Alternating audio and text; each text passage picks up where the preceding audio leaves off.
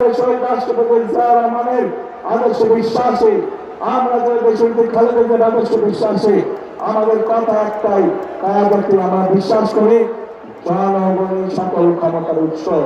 এবং সেই জন্যই আমরা যে সকল পরিকল্পনা গ্রহণ করি সেগুলো গ্রহণ করে জনগণের জীবনযাত্রা কিভাবে ভালো করা যায়, আমরা সেজন্যই সেই সকল পরিকল্পনা গ্রহণ করি যার মাধ্যমে জনগণের ভাগ্য পরিবর্তিত হতে পারে।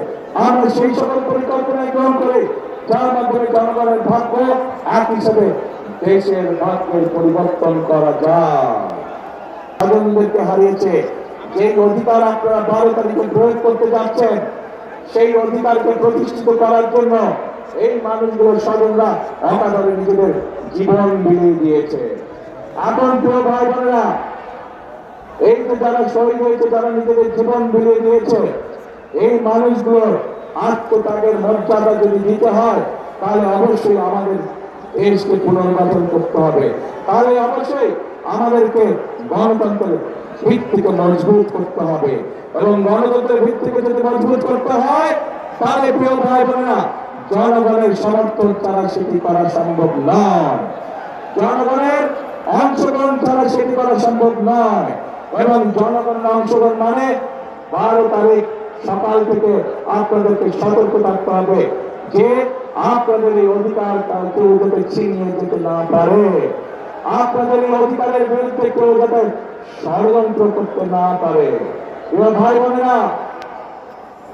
বোনেরা, গত কয়েকদিন ধরে বিভিন্ন পত্র পত্রিকার নিউজে আমরা কিছু খবর দেখতে পাচ্ছি, ওই যে তারা নতুন জালেম হিসেবে আবির্ভূত হয়েছে, ওই যে যাদেরকে বাংলাদেশের মানুষ গুপ্ত হিসাবে চিনে, আমরা দেখেছি কিভাবে তাদের লোকজন বিভিন্ন জায়গায় ভুয়া সিল ছাপাচ্ছে, কিভাবে আমরা বিভিন্ন ভাবে শুনতে পাচ্ছি যে তাদের পরিচিত যেটা প্রেস আছে সেখানে বলে তারা ব্যালট পেপার ছাপাচ্ছে যদি তারা প্যাকেটে করে নিয়ে যাবে।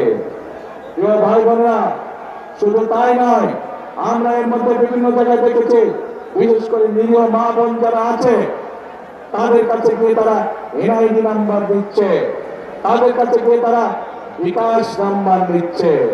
প্রিয় ভাই বোনেরা, এই গুপ্তের দল, এই জালেমের দল বলে তারা নাকি সৎ মানুষের শাসন কায়েম করবে। আরে ভাই, নির্বাচনের আগেই তো আপনারা জাল ব্যালট পেপার শুনলাম, খবর দেখলাম ছাপাচ্ছেন, নির্বাচনের আগেই তো দেখলাম আপনাদের লোকজন এনআইডি নাম্বার নিয়ে যাচ্ছে, মা বোনদের বিকাশ নাম্বার নিয়ে যাচ্ছে। প্রথমেই তো আপনারা অনৈতিক কাজ শুরু করছেন, অনৈতিক কাজ দিয়ে আপনারা মানুষের ভোটকে প্রভাবিত করতে যাচ্ছেন। যাদের ভোটের শুরুটাই অনৈতিক কাজ, তারা কি করে সৎ মানুষের শাসন দিতে পারে?